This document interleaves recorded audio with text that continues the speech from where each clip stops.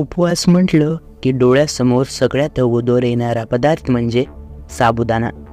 काही जण तर याचे चाहते देखील आहेत।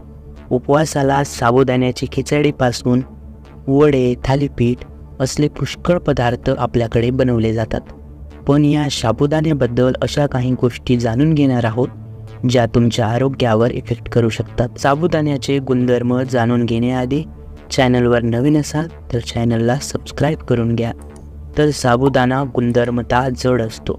यामध्ये कार्ब्सचं प्रमाण जास्त असतं, तर जास्त खाल्लं गेलं तर तुमचं वजन वाढणार। हा साधारणतः पचायला थोडा जड असतो। जास्त साबुदाणा खाल्ल्याने पाचनतंत्र कमजोर होण्याची देखील शक्यता असते। साबुदाणा जाडी, ब्लड प्रेशर आणि कोलेस्ट्रॉलला वाढवण्यासाठी कारणीभूत आहे। तर सातत्याने जास्त मात्रेत याचं सेवन केलं तर हे किडनी स्टोन आणि हृदयरोगाचंही कारण बनू शकतो। तुम्हाला जर साबुदाणा आवडतच असेल तर नक्की खा, पण योग्य प्रमाणात, कारण excess of everything is bad, अति सर्वत्र वर्जयेत। पण तुम्ही कधी थोडासा साबुदाणा खाल्ला म्हणजे लगेच तुम्हाला कोणता तरी रोग होणार असा याचा अर्थ होत नाही।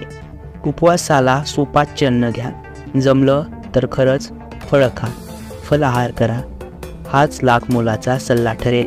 व्हिडिओ आवडला असेल तर लाईक करा आणि अशाच नवनवीन व्हिडिओसाठी आपल्या KRS मराठी चॅनलला सबस्क्राईब करायला विसरू नका।